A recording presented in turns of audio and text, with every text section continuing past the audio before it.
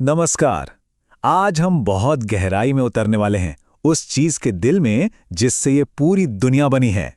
जी हाँ, आज हम बात करेंगे हर चीज के सबसे छोटे, सबसे बुनियादी हिस्से की, परमाणु की। कभी सोचा है कि ये स्क्रीन जिस पर नजर है, वो हवा जिसमें हम सांस लेते हैं, या यहां तक कि हम खुद, आखिर किस चीज से बने हैं? ये एक ऐसा सवाल है जिसने सदियों से इंसानी दिमाग को उलझाए रखा है। और इसका जवाब है परमाणु। पता है, ये शब्द ग्रीक शब्द एटमॉस से आया है, जिसका मतलब होता है अविभाज्य, यानी एक ऐसी चीज जिसे और तोड़ा नहीं जा सकता। यही वो सबसे छोटी इकाई है जिससे हर पदार्थ बनता है। तो ठीक है, हम कह तो रहे सबसे छोटा, पर इसका मतलब क्या है? चलिए अंदाजा लगाते हैं, क्योंकि इसका आकार हमारी कल्पना से भी कहीं ज्यादा छोटा है। इसे समझने के लिए एक तरीका है। जरा सोचिए कि हम एक एक करके परमाणुओं को उठा सकते हैं और उन्हें एक सीधी लाइन में एक के ऊपर एक रख रहे हैं।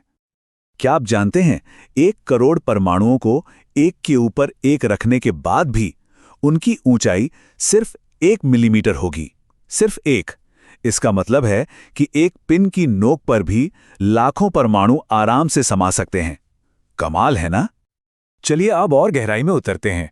देखिए, पहले तो यही सोचा गया था कि परमाणु अविभाज्य है, मतलब उसके अंदर कुछ नहीं है।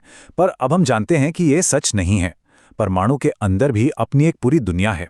तो चलिए जूम इन करते हैं और देखते हैं कि अंदर क्या है। तो मोटे तौर पर हर परमाणु के 2 हिस्से होते हैं। एक, बीच में एक बहुत छोटा, भारी और घना केंद्र जिसे हम नाभिक या न्यूक्लियस कहते हैं, और दूसरा, उसके चारों ओर एक बहुत बड़ा इलाका जहां इलेक्ट्रॉन घूमते रहते हैं। चलिए पहले इस केंद्र यानी नाभिक पर ध्यान देते हैं। परमाणु का लगभग सारा का सारा वजन इसी छोटी सी जगह में सिमटा होता है। तो नाभिक के अंदर हमें मिलता है हमारा पहला कण, प्रोटॉन।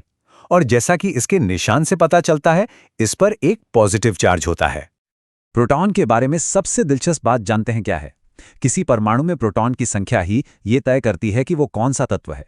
ये उस तत्व का एटॉमिक फिंगरप्रिंट है। जैसे सोडियम के परमाणु में हमेशा 11 प्रोटॉन ही होंगे। अगर संख्या बदली तो तत्व ही बदल जाएगा। अब नाभिक में प्रोटॉन अकेला नहीं होता, उसका एक साथी भी है, और वो है न्यूट्रॉन। और जैसा कि नाम से ही जाहिर है, ये न्यूट्रल होता है, मतलब इस पर कोई चार्ज नहीं होता, ये उदासीन है। तो सवाल उठता है कि फिर न्यूट्रॉन का काम क्या है? ये परमाणु का वजन तो बढ़ाता ही है, पर इसका सबसे जरूरी काम है नाभिक को जोड़े रखना। सोचिए, सारे पॉजिटिव चार्ज वाले प्रोटॉन एक दूसरे को धकेलकर दूर भाग जाना चाहेंगे।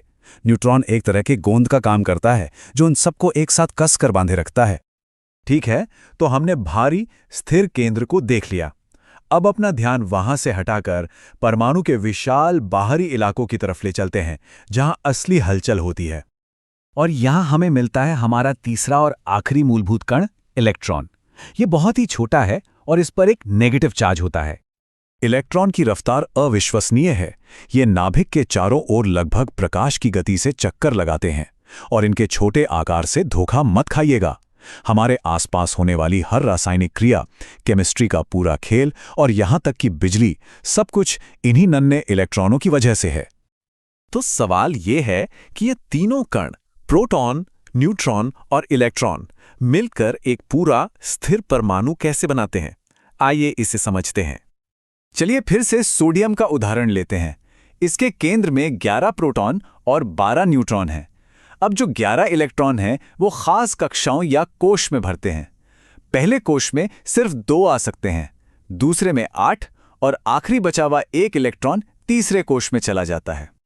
और यहीं पर संतुलन का पूरा खेल टिका है। एक स्थिर परमाणु में पॉजिटिव प्रोटॉन की संख्या हमेशा नेगेटिव इलेक्ट्रॉन की संख्या के बराबर होती है। तो हमारे सोडियम में +11 चार्ज प्रोटॉन का और -11 चार्ज इलेक्ट्रॉन का, ये दोनों एक दूसरे को पूरी तरह से कैंसिल कर देते हैं, जिससे पूरे परमाणु का कुल चार्ज 0 यानी 0 हो जाता है। ये तुलना एक बहुत ही हैरान करने वाली सच्चाई बताती है। एक परमाणु लगभग पूरी तरह से खाली जगह है। जो ठोस दुनिया हमें महसूस होती है, वो असल में ठोस है ही नहीं। इसके अंदर के कण तो इसके कुल आकार का एक बहुत ही छोटा सा हिस्सा है। चलिए अब आखिर में परमाणुओं के बारे में कुछ ऐसे हैरान कर देने वाले तथ्य जानते हैं जो हमें सोचने पर मजबूर कर देंगे। सोचिए जरा, ये दुनिया जो इतनी ठोस लगती है वो असल में 99.99% खाली है। और एक इंसान के शरीर में इतने ज्यादा परमाणु होते हैं कि हम उस संख्या को ठीक से पढ़ भी नहीं सकते। ब्रह्मांड में कुल तारे भी शायद इससे कम हो। और शायद सबसे हैरान करने वाला सच ये है, हमारे शरीर को बनाने वाला हर एक परमाणु अरबों साल पुराना है। ये यहीं धरती पर नहीं बना, ये अरबों साल पहले किसी धधकते हुए तारे के दिल में बना था, जो हमारे सूरज के बनने से भी बहुत पहले मौजूद था। तो ये हमें एक आखिरी सवाल पर छोड़ जाता है। अगर हमारे शरीर के सबसे बुनियादी हिस्से प्राचीन तारों के केंद्र में बने थे, तो ये हमें क्या बनाता है? इसका मतलब है कि हम सब असल में तारों की धूल से बने हैं। अगली बार जब रात में आसमान की तरफ देखें, तो इस बात को जरूर याद रखिएगा।